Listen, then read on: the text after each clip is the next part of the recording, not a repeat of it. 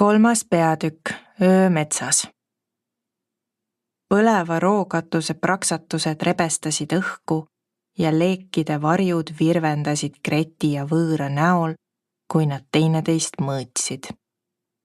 Не отогайте раз, девчонка, совершенно янсет сабо. Tüdrukut praegu ei puutu, võtame ta kaasa. Pomises võõras ja lasi Greti näo lahti. Ta ei visanud Gretile rohkem pilkugi.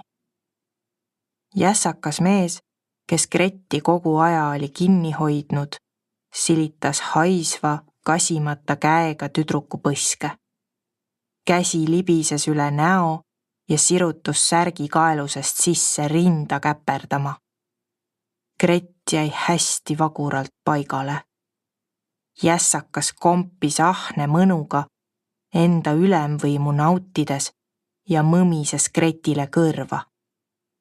Järsult virutas Gret tugeva löögi kannaga taha vastu tolle põlvi. Jässakas röögatas ja tõmbas murdunud mustade küntega Greti rinnast kaelani valusalt lõhki. Veetšma! Nõid, karjus ta ja virutas rusikalöögi tüdrukule vastu nägu. Gretil lõi silmist sädemeid ja ninast purskus verd, kui ta hoobi ootamatust tugevusest vastu maad külili kukkus. Veri voolas sooja ja kleepuvana mööda Greti nägu alla. Ta proovis pahema käega seda silmadelt ära pühkida ja katsus valust kirvendavat nina. Kas see ikka otsas on? Parem käsi kobas aga aegsasti seeliku vahele peidetud noa järele. Parem surra, kui lasta neil elukatel ennast vägisi võtta. Gretile tuttav võõras oli ässaka edasise pealetungi tüdruku suunas peatanud. Gret kuulis võõra vihast hääletooni, kuid ei mõistnud lausutud sõnu. Peale ägedat vaidlemist hääled lõpuks rahunesid. Tumedad nahksed saapad kõndisid maas lebava Greti ette. Tõuse, käskis võõras maarahva keeles. Gret ajas enda vaevaliselt jalgele, veri valgus nüüd kõik ninast suhu. Neetud, pomises võõras, kui ta Greti nägu vaatas. Jässakas irvitas eemalt oma kätetööd imetledes. Lõuga saad liigutada, küsis võõras. Gret noogutas, kuid ta sõrmed pinguldusid seeliku vahele peidetud noa ümber. Veel üks samm Gretile lähemale ja siis ta torkab. Olgu see siis tema viimane tegu. Aga võõras ei astunud lähemale. Позволь же покажи Veetšме, кто есть правдивым мержно. Lase ma näitan nõiale, kes on päris mees, pakkus jässakas. Ta tõukas ennast võõrast mööda, krabas omandi himuliselt Greti juustest ning asus neiut enese järel sikutama. Pikk hõikas midagi ja sirutas takistamiseks käe. Aga enne kui ta jõudis jässakat peatada, tõmbas Gret vaheda noaga jässaka randmest läbi.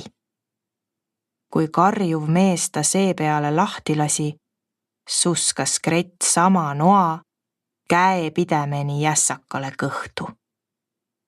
Ehmunud iseenda teost ahhetas Gret. Vaenlase veri määris neiu käed. Sõrmed olid ligased. Gret lasi noa pidemest lahti, ta ei jõudnud seda täismehe seest välja tõmmata. Ebamäärane nuuksatus pääses tüdruku kõrist ja jässaka huulilt kostis korin.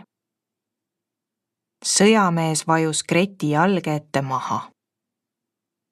Gret vaatas metsikul pilgul tema kahe kaaslase poole, kes nüüd tüdruku suunas tulid, näod vihast moondunud ja mõõgad ähvardavalt peos. Enam polnud midagi päästa. Greti elupäevad olid loetud. Kohe lõpeb kõik. Gret pani silmad kinni, oodates hukkavat ja viimset kõri läbistavat mõõgalööki. Aga tapva hoobi asemel kuulis ta vihinat ja surmakorinat kellegi teise huulilt. Gret avas silmad. Pikk võõras seisis verest tilkuva mõõgaga oma seltsilise kohal. Põleva maja kummituslikud leegid heitsid maha kukkunud surija üllatunud näoilmele valgust.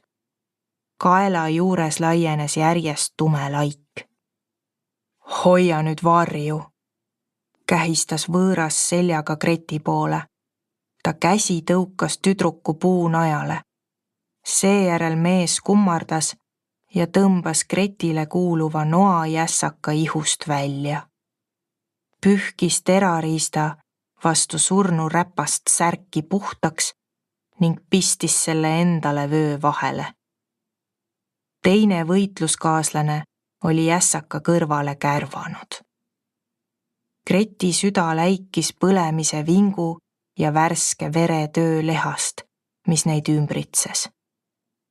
Ta vajus põlvili, toetas käega vastu puud ja oksendas välja kogu ninast jooksnud vere, mille ennist oli kogemata alla neelanud.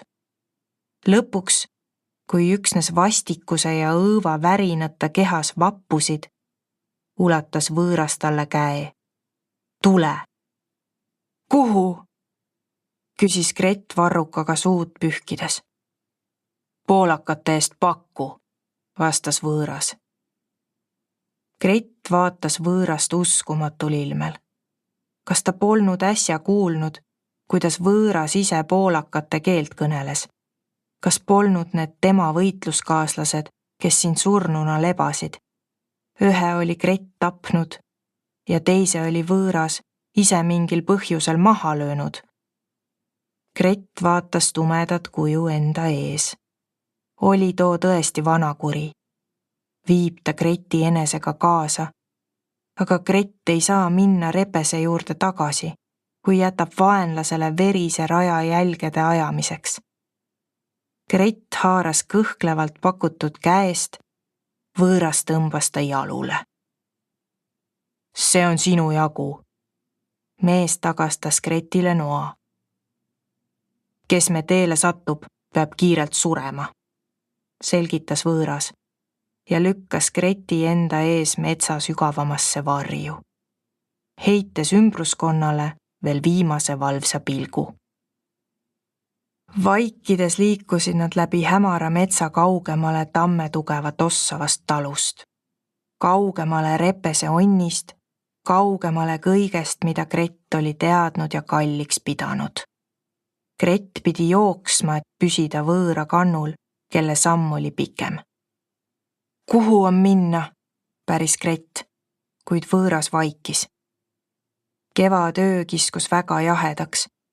Põhjatäht säras taevas, puude varjud neelasid tähtede seatud valguse. Nii mõnigi loom põgenes nende teelt põõsastesse. Linnud kaeblesid, kui öist rahu rikuti. Kevadine laas polnud inimesele ohutu paik.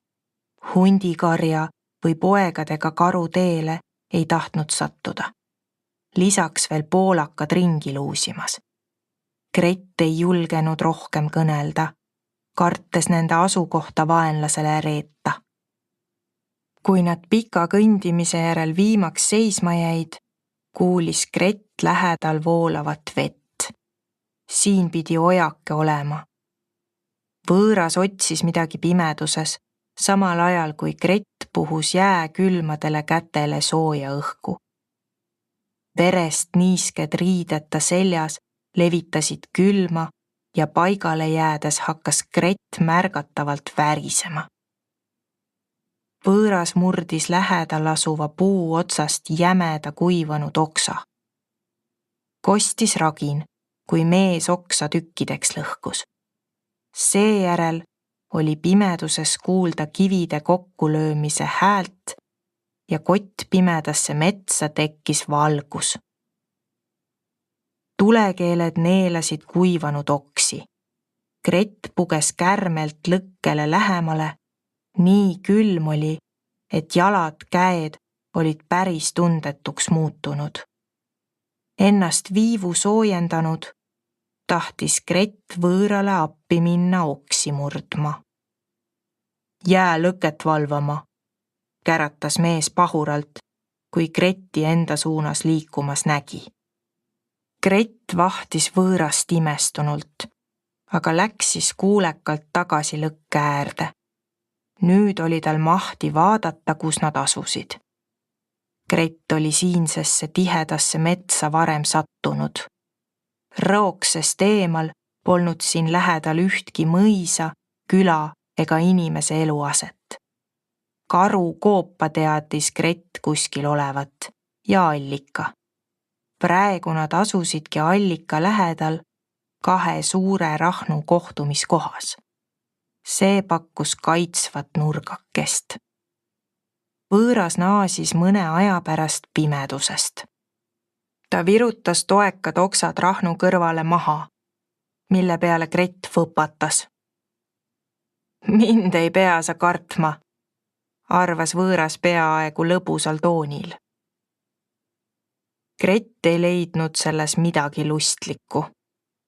Oli ta ju oma silmaga näinud, kui kergelt mees oma seltsilise eluküünla kustutas, olgugi et Grett oleks vastasel juhul tapetuks saanud. Kes sa oled? Päris neiu umbusklikult. Võõra näost paistis, et ta Gretti küsimusele vastata ei kavatse. Vaenlane ma sulle pole, ütles mees peale pikka vaikimist ja haaras rahnu tagant nahkadest kokku mähitud pauna, mille lahti pakkis. Ma jo nimegi ei tea, kuida kutsuma peaks, küsis Grett kõhklevalt. Parem ongi nõnda. Võõras ulatas Grettile paunast tüki leiba. Kärmelt krahmas neiu leiva ja surus selle ahnelt suule.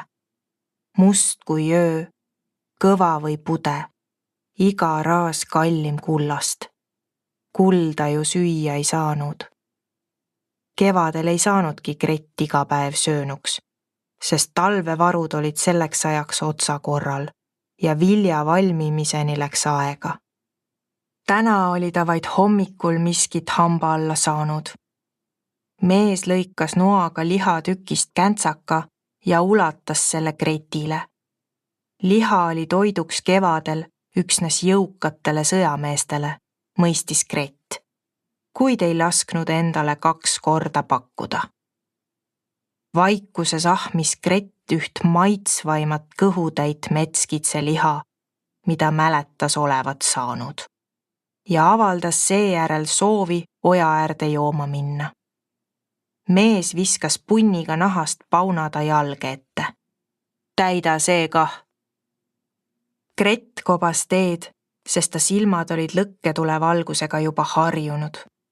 Nüüd lõkkest kaugemale jõudes hakkas taas külm, kuid põletav janu ja põiehäda ei lasknud tal olla.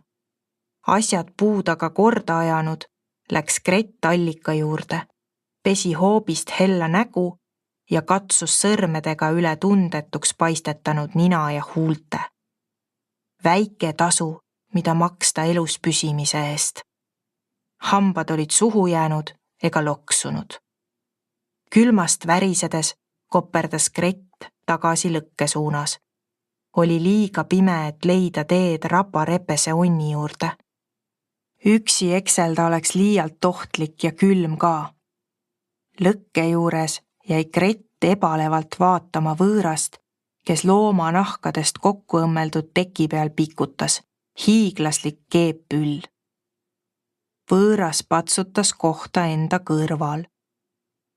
Heida saa ka siia, siis ehk saame magada. Grett vaatas kahtlevalt aset, mille võõras oli teinud. Kui sa mu kõrvale ei tule, oled hommikuks külmaks koolnud, nentis võõras muretult. Mehel oli õigus. Külmas öises metsas ellujäämiseks peaksid nad ühte hoidma. Aga ühte hoidmine võis tähendada Greti jaoks samuti ohtu. Ja ta tajus seda teravalt. Mehed olid ahned võtma, mida arvasid ekslikult enesele kuuluvaks. Nad tegid seda vajadusel toorest jõudu kasutades, nagu Gret oli varem õnnetuseks tunda saanud. Ma ei taha surra, aga endasse puutuda ma ei lase, kostis Gret omamoodi uhkusega. Küll ma oskan keresse susada küll, ähvardas ta. Seejärel heitis Gret kiirelt aseme kaugemale servale pikali. Selg võõra poole, villane rätik vaevu sooja hoidmas, nii maapinna lähedal lamada, oli veel külmem kui seista. Värinad vappusid üle keha. Greti hambad plagisesid kuuldavalt. Ööst ei pruugi tema jaoks hommik saada. Oh, kuidas Gret oleks tahtnud praegu tolle Marreti lehma vastas uinuda, nagu lapsed olid õhtul tukastanud. Gret nägi vaimusilmas, kuis repese pada kuumal tulel podiseb, kuidas taimede lõhn uimastab tema meeled. Repese onn oli järsku nõnda kaugel ja Gret liiga armetu. Peaks ta vaid Koiduni vastu.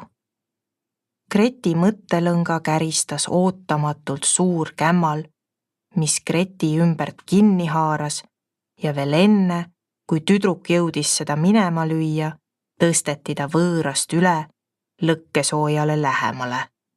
Loomanahk tõmmati neile peale. Ma ei puutu sinusse, aga sooja on meile tarvis, lausus võõras ja põimis oma kämblad Gretile ümber. Gret hoidis algselt küll keha kangelt ja paindumatult, nagu puuoks talvel, kuid lõkke ja teise inimese soojus tegid ta ära ütlemata uniseks. Gret ei saanud arugi, kui ta võõra vastas pehmeks muutus ning pea mehe õlale naaldumas unne suikus.